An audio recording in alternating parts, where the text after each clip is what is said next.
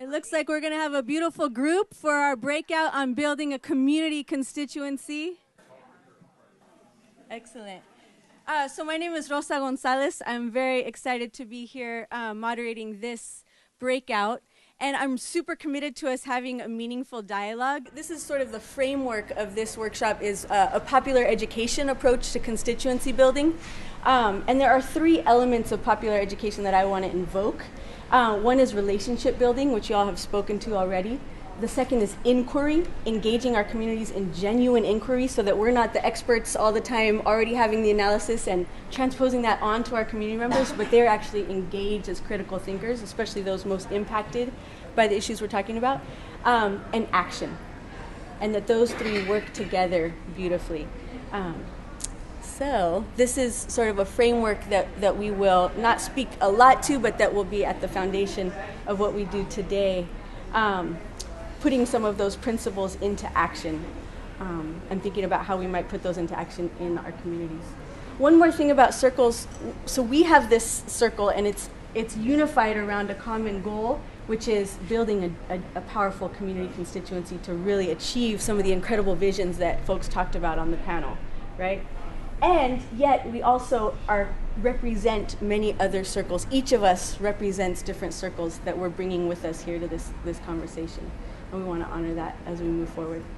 So we're going to do a couple intro exercises to get at some of the, like the heart of why we're really here and some of the essential questions that should be guiding our constituency building work. We're going to cross the circle and find a partner who you don't already know. And you'll have 5 minutes total. Our timekeeper will let us know when we're 2.5 minutes in. And speak to this prompt. 2.5 minutes each to share, why are you here? Why is this the breakout you chose? And you could, if you have time in that 2.5 minutes, speak to an inspiration and or a challenge around building a true community-based constituency for renewable energy.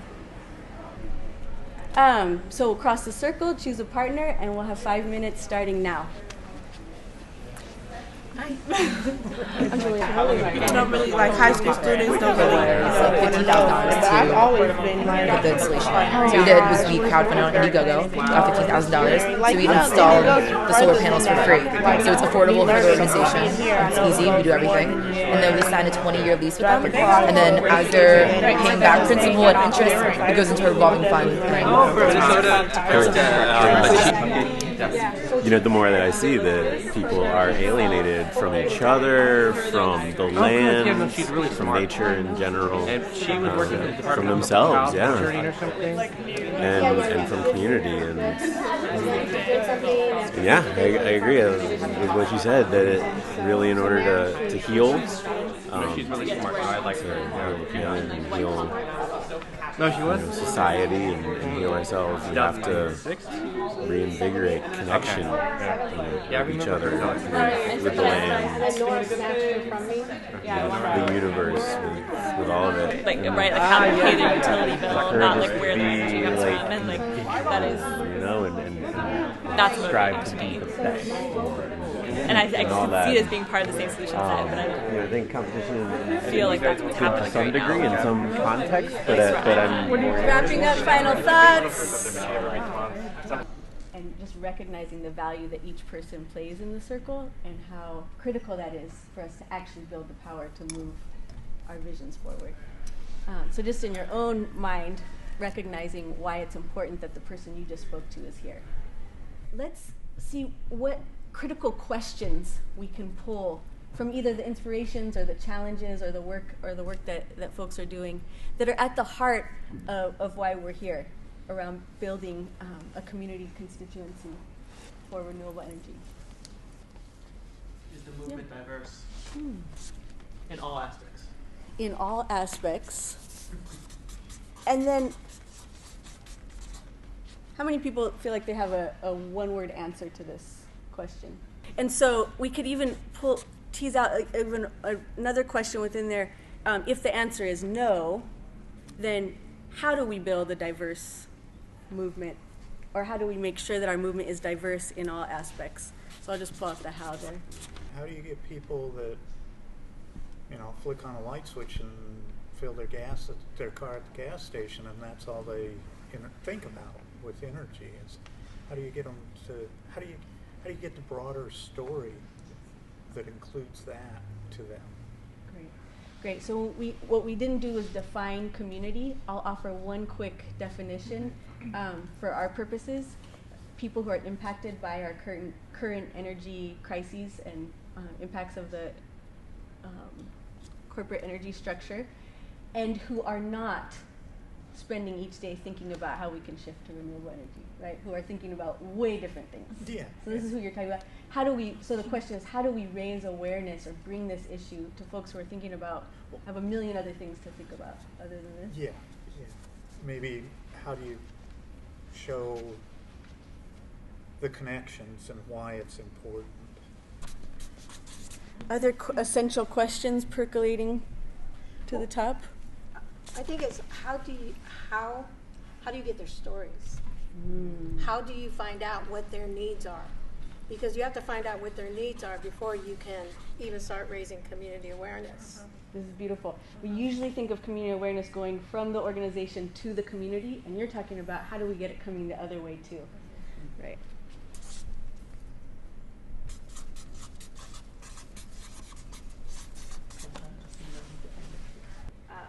How can we leverage our own skills or resources that we may have to enable the vision of the community? And this is speaking from those of us who might be privileged enough to have access to information, to have the time, maybe even be paid to think about these issues. How do we leverage our skills and resources?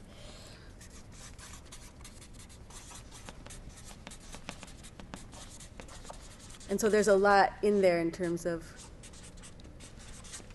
conflicts that might be there. Great. And then, yes. A question I have is how do we unite the many communities that we're a part of that may have different goals or direct needs and wants, and how do we get folks together to unite on at least one goal that we have that we can reach together? So this is a critical component of constituency building, is that not everybody has renewable energy as their top issue, right? But yet we can build alliances that are based on shared values, and that's when we start building real power. You want to think about these questions here. Which one would you feel like, wow, my time was well spent because I engaged with some of my allies around this issue, around this question? And then we will break out and discuss it with this basic framework. One, what do we know? Like, what's some of our known information? Let's get out what we already know that helps us unpack this.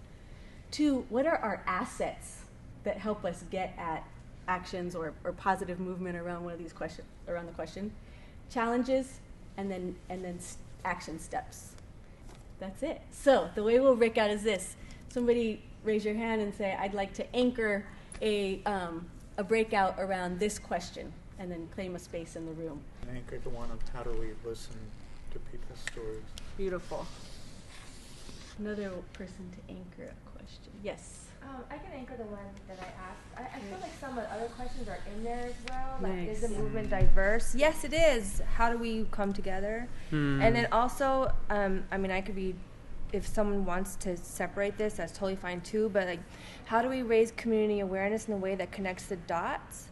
I'm curious about that one. I want to know what that means, connects the dots, because the way I hear it is connects the dots among many different interests. And I feel like that's kind of the question that I'm asking here. So I just want to propose that. So I think there's a way to connect that second question to that third question. So actually it's the same, that should be one. You want to do it all together? The how do we raise community awareness in a way that connects the dots and gets people excited, along with how do we engage, listen, to hear people's stories. Beautiful. So this, we want to use this question is going to inform both conversations. I think that's really smart. And that's what's powerful about critical questions, is they help. Just the asking of them. Yeah. So how do we get people's stories? How do we get people's stories? And you start talking to them about supporting clean energy policies, people aren't going to hear you. But if you start talking to them about it in a way that meets their needs, it's really looking at how they're being impacted. So, is your electricity affordable? can you afford to pay your monthly bills? Do you feel that we need to do some organizing around making energy more affordable? I mean, because then you can bring in all kinds of other issues. You can ask people to come to community meetings. You can ask people to participate because I think the end goal is we want to talk about the bigger picture, the bigger issues, but you have to get them there to talk about it. So you need to talk to them in a way that makes it more impactful. And so one of the ways that I found it is around the issue of affordability. I think that it's actually an assumption that that everybody cares about clean energy. Yes. I think that that's an assumption about education, and I don't think that everybody actually does care about clean energy. I think that the things that people care about is how they're being affected and what they can see, and those immediate things might be dirty water, or their bills are too high, or they can't feed their kids, or something like that. And I think that those things are crucial in like getting to the heart of those matters, finding out about what those issues are, and then from there being able to explain why a method or thing that that you're doing and want participation and involvement to be able to like get the story actually is what bridges the gap to be able to give people any kind of education about why something you're doing is something that they would want to actively participate in and feel ownership, you know, become active members because people realize how it directly affects them. Yeah. First of all, I have a question of what community means. Yeah. And I agree with you. I don't think energy is a priority for many of our communities. In fact, I would say for very few of our communities. The priorities there, how to feed their kids, how to keep their kids healthy, how are their kids going to be educated. And those are the primary issues. Most of the households that we work in, both parents are working just to keep their heads out of water. They don't have the time to spend quality time with their kids. Energy is very low on their radar. And until we face those very immediate things, that's where energy is going to be very low down. So I think that you're right. It's a challenge how to. Personally, I think until we solve those major family issues, you can talk about solar energy until you're blue in the face. It's not going to be meaningful to our communities. I agree. I think you're right. I think you're right. I think in the end they'll be concerned about clean energy, but you've got to understand those other things. I agree. Yeah.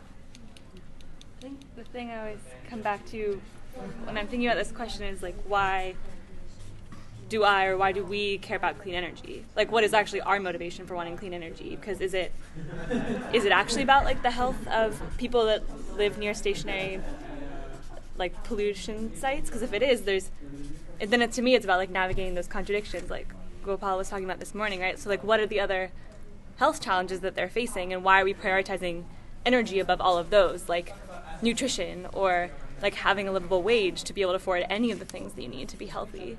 So to me, it's like really hearing someone's story is about like assessing my own motivation. Like, do I actually want to hear their story? Because why do I want them to care about clean energy in the first place? Is it actually about them? You know? I don't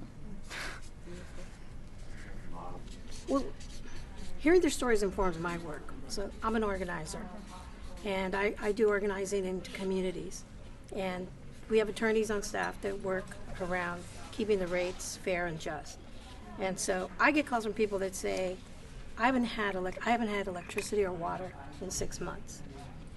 I'm getting shut off in 48 hours. I'm growing mold on my body because I can't take a shower or wash. And so what I do is I take these stories back to our attorneys, and then the way that informs our attorneys is we fight for better policies around shutoffs. We're fighting for more policies around consumer protections because obviously, I mean, people need consumer protections because some people are being shut off unfairly. So those stories inform our work when I get those calls from people. And I'm able to take those stories back to the attorneys. So instead of going for the CPUC and just mouthing and asking for, fighting against rate increases, we're able to go and say, we have 400,000 people being shut off every year. We need stronger disconnection policies. So that's how those stories inform our attorneys in our office. From one critical or two critical questions, a bunch more have come that can really help guide how we do this work. And to now, in this last minute, shift to, if based on sort of the conversation, what we've heard today, what you've just shared, if you were going to decide on one action to take, what would it be? And to do a quick fire round. It could be a personal inquiry action, or it could be an organizationally based action. It could be, I'm going to call somebody, whatever it is. And really listen. When you're not sharing yours, really listen to what others are taking, because that can become part of your personal mix. Positive narrative. To the left. Looking inward. Education, really broad. Creating and teaching models of solidarity. Community assets. Leaving the office.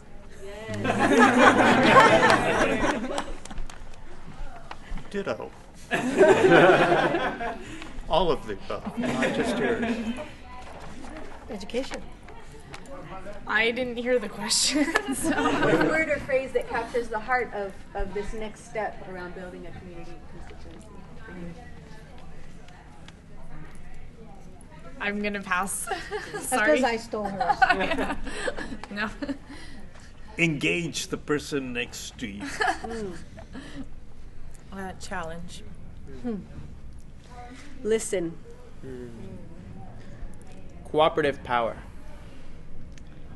Communication, different forms of decision making.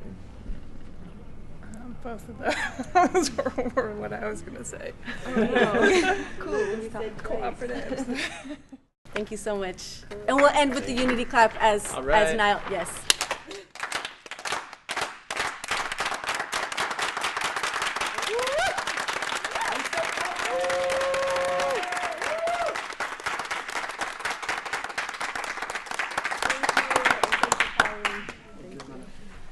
Thank you, maestro.